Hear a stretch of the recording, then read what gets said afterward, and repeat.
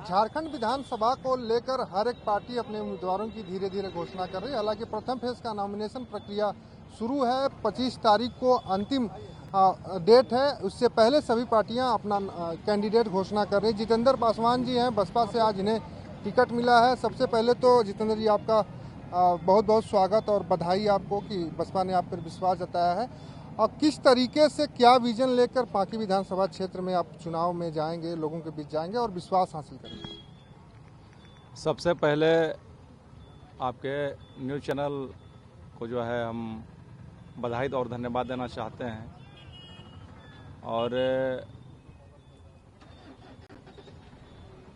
मैं सबसे पहले आपके न्यूज़ चैनल के माध्यम से बहुजन समाज पार्टी का प्रत्याशी 75 पांकी विधानसभा बनाए जाने के बाद बहुजन समाज पार्टी की राष्ट्रीय अध्यक्ष और उत्तर प्रदेश की पूर्व मुख्यमंत्री और पूरे देश में ही नहीं पूरे दुनिया में आयरन लेडी के नाम से विख्यात आदरणीय बहन कुमारी मायावती जी के नीति और सिद्धांतों में पूर्ण आस्था व्यक्त करते हुए मैं बहुजन समाज पार्टी के झारखंड प्रदेश के केंद्रीय राज्य प्रभारी और पूरे बहुजन समाज पार्टी प्रदेश कमेटी को धन्यवाद देना चाहता हूं कि बहुजन समाज पार्टी एक सामान्य सीट पे पांकी विधानसभा जो क्षेत्र है यह जो है अनारक्षित सीट है और अनारक्षित सीट पर बहुजन समाज पार्टी का केंद्रीय नेतृत्व एक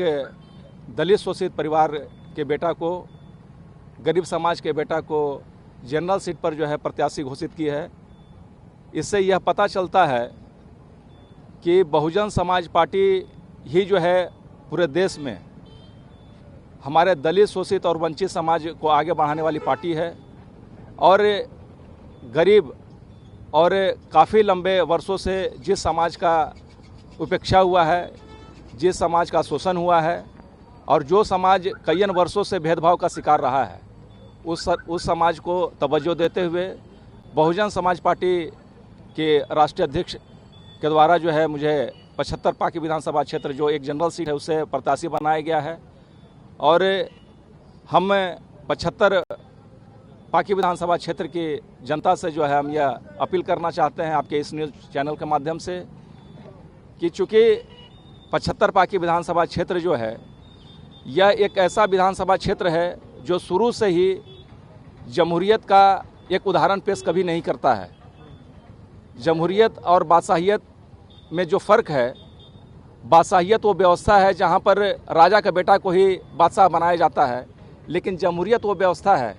जहाँ आप अपने वोट से और वैसे समाज जिसका वोटर लिस्ट में ज़्यादा संख्या होता है और वोट के आधार पर जो है आप बादशाह बनाते हैं, क्षेत्र का विधायक और सांसद बनाते हैं। उस लोकतांत्रिक व्यवस्था में पांकी विधानसभा यह पहला जो है 2024 का विधानसभा जो हमारे क्षेत्र की जो जनता है, गरीब जो जनता है, दलित शोषित जो जनता है, उनको पहला ये अवसर मिला है जितेंद्र पासवान के रूप में कि जो 75 पांकी विधानसभा तकरीबन जो है यहाँ पर 1 लाख से ज़्यादा हमारे मतदाता जो है दलित शोषित समाज के लोग हैं। वो समाज जिनको हम बोलचाल की भाषा में हमारे ग्रामीण क्षेत्र में जिनको हरिजन आदिवासी कहते हैं, उसमें मुख्य रूप से दुसाध समाज, रविदास समाज, भुइयाँ समाज, यादव समाज, अंसारी समाज, ये तमाम वैसे समाज के लोग हैं जिनका कभी भी पांकी विधानसभा से जनप्रतिनिधित्व जो है विधानसभा में नहीं हो पाया है। और यही वो कारण है कि हमारे इस दलित शोषित समाज के जो है प्रत्याशी के जीत नहीं होने से, विधायक और सांसद नहीं बनने से यह हमारा जो पांकी विधानसभा जो है विकास के रास्ते से भटक गया है। और हमारा यह जो दलित शोषित समाज जो हम अभी बताए कि 1 लाख से ज़्यादा हमारे मतदाता हैं क्षेत्र में, उनका जो है कोई आवाज़ अभी तक जो है विधानसभा में नहीं बनकर कोई गया है। हमारे बीच का कोई बेटा, दलित शोषित समाज, हरिजन आदिवासी समाज का कोई बेटा एक अच्छा और जो है बहुत ही 2024 का जो है हम कह सकते हैं कि निर्णायक ये विधानसभा चुनाव है, जहां पर जो है हमारे दलित शोषित समाज के लोग जो हैं, जो काफ़ी लंबे वर्षों से जो है पाकी विधानसभा में जो अपेक्षित रहे हैं, उनके पास एक अवसर है कि अपने दलित शोषित समाज के बेटा को, हरिजन आदिवासी समाज के बेटा को जो है विधायक बनाएं। ये तो ठीक हो गया कि आप शोषित समाज से हैं, दलित समाज से हैं, अपील कर रहे हैं, लेकिन एक तरफ बीजेपी कैंडिडेट होगा, एक तरफ कांग्रेस या जेएमएम इंडिया अलायंस का कैंडिडेट होगा। दोनों कैंडिडेट भारी भरकम हैं और जीत के दावे पोस्ट कर रहे हैं, उनको कैसे मात दे पाएंगे आप? नहीं, देखिए, हमने अभी कहा कि कोई विजन तो होगा ना कि किस तरीके से काम करना है, विधानसभा को किस तरीके से विकसित करना है, किस विजन पे काम करना है जिससे कि पाकी विधानसभा झारखंड का नंबर 1 विधानसभा है। मैं अभी आपको जो है यह इस बात की तरफ इशारा कर रहा था कि चूंकि पाकी का विकास जो है सुनिश्चित इसलिए नहीं हो पाया क्योंकि जब तक हमारे समाज का कोई व्यक्ति विधायक नहीं बनता है पाकी से, तब तक हमारे समाज के बारे में नहीं सोच सकता है। और जहाँ तक जो है इस क्षेत्र की जो है बुनियादी जो समस्या है यहाँ, या इस क्षेत्र में जो बुनियादी सुविधा बहाल होनी चाहिए थी, चाहे वो शिक्षा की सुविधा हो, चाहे चिकित्सा की सुविधा हो, चाहे स्वास्थ्य की जो है, जितने भी या सिंचाई की जो सुविधा होनी चाहिए थी इस क्षेत्र में, वो इसलिए बहाल नहीं हो पाए क्योंकि यहाँ जो जनप्रतिनिधि जीत कर जाते हैं, जो इस क्षेत्र से विधायक बनते हैं, उनको यहाँ की जो जनता है, गरीब जो जनता है, उनका डेवलपमेंट नहीं करना है। अगर यहाँ के लोगों को शिक्षित बना दिया जाएगा